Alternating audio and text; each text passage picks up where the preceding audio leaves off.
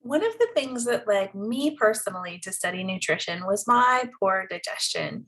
So, if you've been around a while, you might know that I suffered from things like bloating and stomach pain and chronic diarrhea.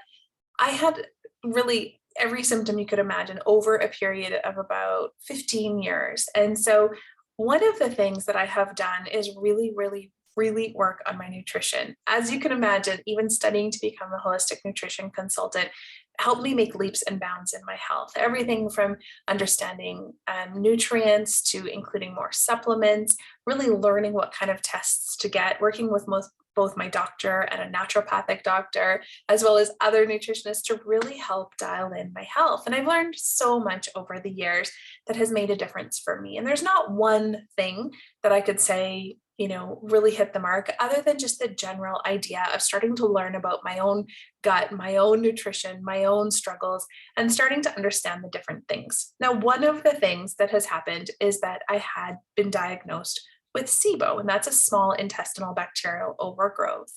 And so this is a big can of worms that I'm sharing with you, but because it's been so commonly talked about in the health and wellness space, I wanted to share a little bit more about just what it is, kind of what it means, and maybe something you want to start thinking about as well.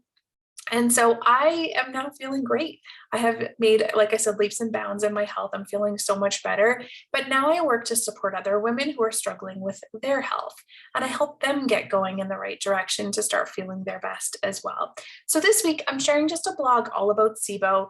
I'm going to share a little bit more of my experience with it as well. And then it's something that you can kind of start bringing into your awareness so that you can start paying attention to your symptoms.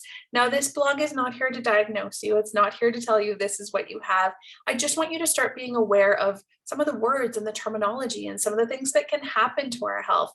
And so, small intestinal bacterial overgrowth is something that is quite common. And so, I wanted to share this with you today. So, head on in, have a read through.